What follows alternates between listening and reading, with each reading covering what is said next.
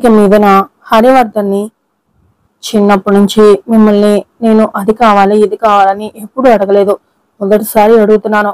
నాకు దేవాని గిఫ్ట్ గా ఇవ్వండి నాన్న, నేను చాలా సంతోషంగా ఉంటాను, ప్లీజ్ నాన్న అని అడుగుతూ ఉంటుంది. దేవా కూడా దూరంగా నిలబడి ఇదంతా చూస్తూ ఉంటాడు. దేవాని మీరు అల్లుడుగా అంగీకరించండి, అప్పుడు నేను చాలా హ్యాపీగా ఉంటాను, లైఫ్ లో ఎంతో సంతోషంగా ఉంటాను, ఈ లోకంలో ఉన్న సంతోషం మొత్తం నాకు దక్కినంత ఆనందంగా ఉంటాను, ప్లీజ్ నాన్న అని మిథున బ్రతిమాలుతూ ఉంటుంది. ఇక దాంతో హరివర్ధన్ ఆలోచిస్తూ ఉంటాడు. నెక్స్ట్ ప్రోమోలో మిథున దేవా దగ్గరికి వెళ్తుంది. దేవా, నువ్వు నా నుంచి ఏ మాట అయితే వినాలి అనుకుంటున్నావో నాకు తెలుసు అని మనసులో అనుకుంటూ ఉంటాడు. ఇక మిథున నాతో ఏమైనా చెప్పాలా అని అడుగుతూ ఉంటుంది.